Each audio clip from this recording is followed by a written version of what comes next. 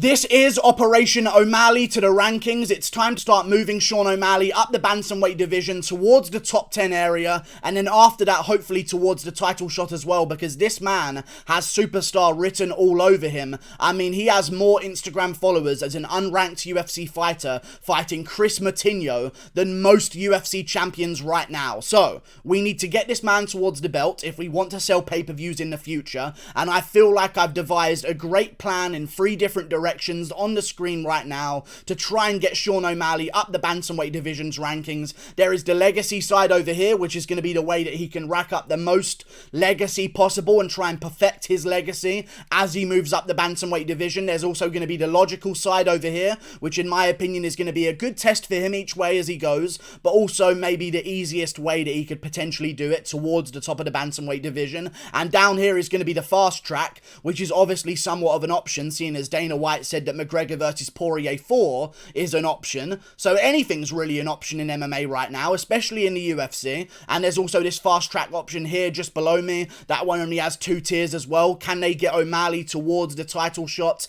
in only a couple of fights? Who knows? I'm going to go through all of them right now. Sean O'Malley recently has shown that he is just so many levels above the bottom feeders of the UFC. You've got to start testing him against some really good competition opponents. Otherwise, I mean, surely there's some kind of CTE cap on some of these fight cards. I feel like they should start implementing that from now on, and maybe that's why Herb Dean jumped in. Like, he was keeping his little CTE watch, it was tallying up the numbers, every single bit of impact that he feels reverb around the cage. It tells his little CTE app on his phone, tells him the CTE levels are a little bit dangerously high in this bout, so he stepped in, saved Kris Moutinho. I'd rather he made it to a decision, but either way, let's get onto this video and start talking about the career paths of Sean O'Malley, starting with the legacy route. The first jump up the rankings, in my opinion, for Sean O'Malley, if he wants great legacy in the bantamweight division, is to try and get a matchup with a guy who he's called out already, is to try and get a matchup with, in my opinion, still the bantamweight GOAT, Dominick Cruz. I believe would be a great next matchup for Sean O'Malley. I know some of these things might not happen, so I feel like the logical pathway is probably the most likely situation to occur, so I'll save that one till last. But these other situations can happen as well. Sean O'Malley is going to want great legacy as he goes through his career. He's going to want big name opponents that he can talk back and forth with on the press conferences. Dominick Cruz would be a great next opponent. However, Dominick Cruz recently turned down Marlon Vera, said he's looking up the rankings, he wants to get back towards a title shot. I doubt they will make this fight next, because I doubt Dominick Cruz will take this fight next. It's nothing to do with Sean O'Malley. I'm sure Sean O'Malley would love to take on Dominick Cruz. In all honesty, I'd pick Sean O'Malley to beat Dominick Cruz, and that's a very unpopular opinion. I think he's got a perfect style to hack at the legs of Dominick Cruz with those brutal leg kicks and start working him as well from range. He moves around a lot. We've seen guys that move against Dominick Cruz and show good footwork and move around the cage typically do quite well against him. The best footwork we've ever seen from Cody Garbrandt was against Dominick Cruz. Had a great performance against Dominick Cruz as well. TJ Dillashaw was a little bit flat-footed early on. Then he started chopping at the legs and moving around a little bit more, and all of a sudden Dominick Cruz seemed a little bit more human. After the split decision to Casey Kenny, which I thought he won 2 rounds to 1, don't get me wrong, I believe Sean O'Malley's got a real good chance against Dominick Cruz, and if he wants great legacy, why not take out the bantamweight GOAT in the UFC right now? Sean O'Malley versus Dominick Cruz. If he wins that one and moves on in his career, in order to perfect his legacy on his way towards the belt, I think after he beats Dominick Cruz, he should make a power play against a familiar face, if we'll be honest, Marlon Vera.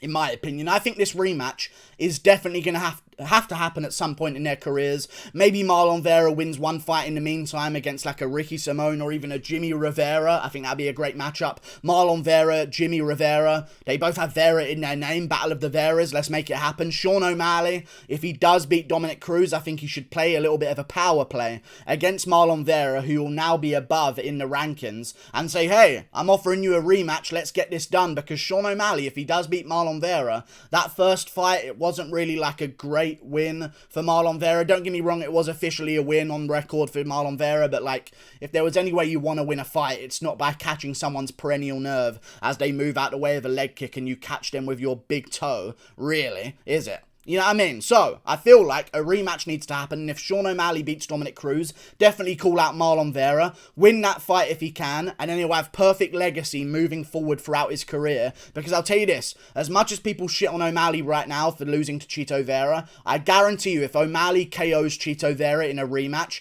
people will start calling that first fight a random fluke, and all of a sudden it will be okay to call it a fluke. That's just how MMA is. Hindsight fucking Andy's a lot of them. Moving on to the next fight in the legacy tier of his pathways, Sean O'Malley versus the last guy on the list. If he has beaten Dominick Cruz, he's going to be somewhere around the top 10, number 9, number 8, beats Marlon Vera, who's maybe number 11 or 12, probably going to move him up to number 7, number 6, so he's looking for that top 3, top 5 opponent. I think it should be TJ Dillashaw after losing to Corey Sandhagen, which I believe is going to happen. I think TJ will probably be ranked in the top 5 of the bantamweight division if he does lose to Corey Sandhagen. I mean, he was the champion before he left, and he's TJ Dillashaw. He still has good wins in the division as well. I feel as though if Sean O'Malley beats Cruz, then Marlon Vera, a great legacy bout with TJ Dillashaw would be amazing. Henry Cejudo is the only man to beat both Cruz and Dillashaw. If O'Malley can beat both of them at bantamweight, I understand they're a little bit now past their prime, but typically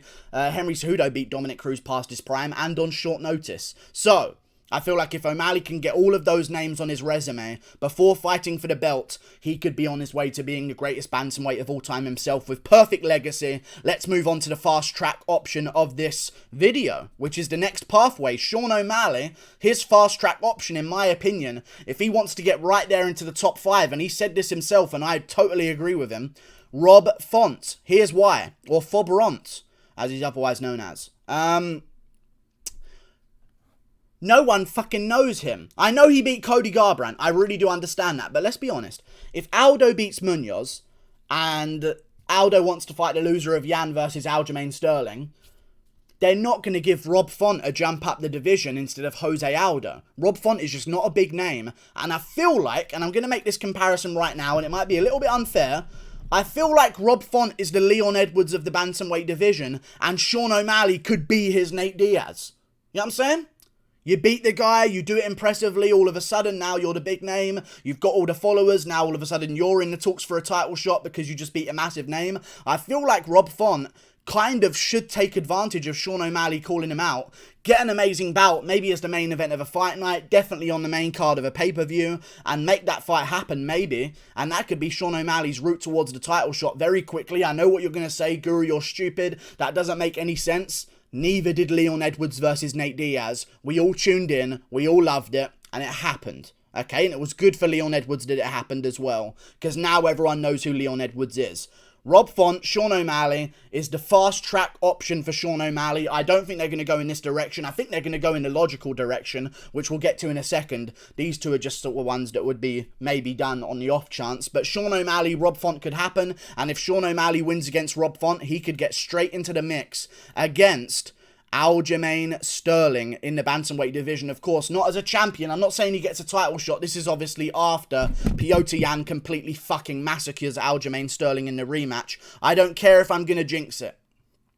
I don't care. I truly believe Yan's going to really put a vicious beatdown on Aljamain Sterling in the rematch, which is why I've got his name here. And also, it's a great matchup for Aljo, and if he's coming off a loss, he's not really going to be in a great position to negotiate a next fight for himself. And if Sean O'Malley's calling him out at rank number 5 or 4, all of a sudden that matchup makes sense. So if Sean O'Malley can get one over on Rob Font, then get one over on Aljo, title shot in 2 fights. That's how it works in the UFC. Let's get down to the real business, however.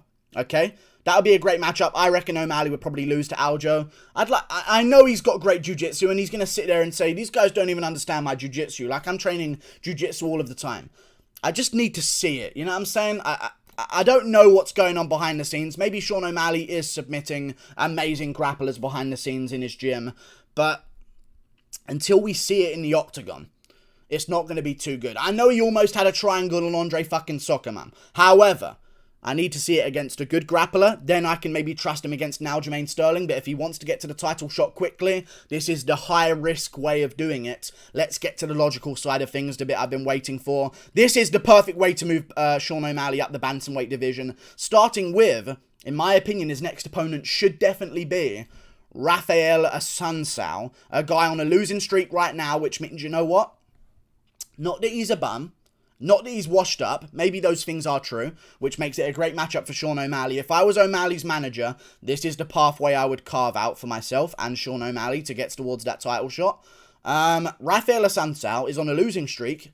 That means he has no fucking choice who he takes on. The UFC could cut him right now if he says no. So if I'm Sean O'Malley, I'm beating the drum for Raphael Assuncao, and I'm getting that matchup because Assuncao would love that matchup right now, because I'm assuming Assuncao's sitting there at home right now thinking, am I even going to get fucking called back? They just let go of Omari Akhmedov. I'm kind of in a similar situation. I'm on a lost streak. I pulled out of the last fight with Kyler Phillips. They're not going to be too happy with me. If I was Sean O'Malley, I'd look for a December-November date against Raphael Assuncao on the main card of a pay-per-view. Maybe you KO him better than Cody Garbrandt did, and also he's coming off a KO loss, so that makes it better for Sean O'Malley. Imagine coming off a KO loss, and your next opponent is the viral KO guy of the bantamweight division. You're going to be shit scared. I think Assuncao is a great matchup for O'Malley next. Moving on to my next logical pick for O'Malley's career in the second tier here. I believe his next step after Raphael Assuncao, if he does get a win there, should be against a man who called him out, Frankie, the answer, Edgar.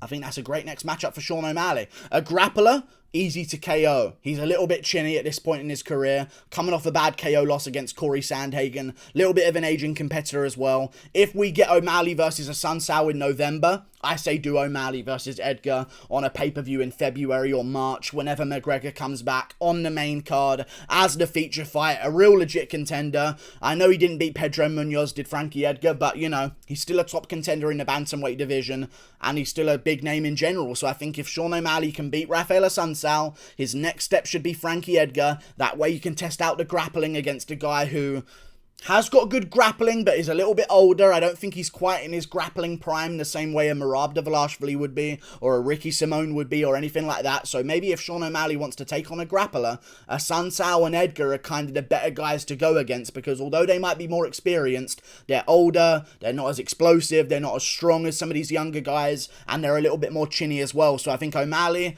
in his logical phase, those are the two next steps to make. And then at the end of his logical phase, last time he's going to fight before he gets a title shot, I would assume, I think he should take on a man who I've already put on this list, Rob Font. I actually really like his chances against Rob Font as well. I know people are going to shit on O'Malley, but you can't deny the guy's got fucking ridiculous skills. You see a guy come up the bantamweight division. I know he took on Kris Moutinho, but you see a guy like Jonathan Martinez, and everyone's hyping him up. I know he lost to Davey Grant recently, but before that, everyone's hyping up Jonathan Martinez. He's scathed by a razor-close decision against Thomas Almeida. O'Malley is schooling these kids, okay? He really is schooling these absolute bums and showing that he's at a different level. I think he actually has got a chance against top guys, given him time. If he gets another year, has another couple of fights, doesn't party with the Paul brothers too much, because I'm starting to feel like O'Malley's sort of at the point of his career that McGregor was after the Alvarez fight and after the Mayweather bout, where it's all party, party, party. Who knows? He likes to enjoy himself. I'm sure he's going to get right back to business. He's not done yet. He wants to create legacy. I'm sure of it, because I'm putting money on you moving forward. So you better fucking be focused about it, or I'll get pissed off. Sean O'Malley versus Rob Font. Great matchup. And I think it's actually kind of winnable for O'Malley. Rob Font really doesn't kick too much, and O'Malley's a really good ranged kicker. I think it'll be really good. Rob Font is a really good jab. O'Malley's front teep and front kick are going to be way better than Rob Font's jab.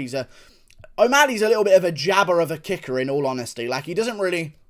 He'll throw a couple of head kicks here and there, a couple of round kicks to the body, but one of his best moves, in my opinion, is that teep, that front kick. He knows when people are at range whenever he lands it. Then he can start setting up his hands. I think he'd have a decent chance against Rob Font, in all honesty, although I believe Rob Font would probably beat him right now. That's the most logical way to get him towards a title shot. Chinny guy, a veteran, who's actually a good opponent, who's beaten Jorge Masvidal, so it's not like the casual fans are going to be able to shit on O'Malley for taking him on. Also beat TJ Dillashaw in his career, also beat Aljamain Sterling in his career. Assuncao's a great name first, then Frankie Edgar, grappling test, but also a little bit chinny and a little bit older. Then Rob Font at the end of it, great style matchup, but very, very dangerous as well. I think that'd be a great pathway for Sean O'Malley. And then at the end of all of these, I guess he's fighting for the belt. Depends how he wants to do it, I guess. Except for that Dillashaw one. Maybe he won't fight for the belt after that one. But even still, like and subscribe. Thank you for watching. Click that button up there. Toodle pip. I'll see you later. Those are the career pathways for Sean O'Malley. See you later.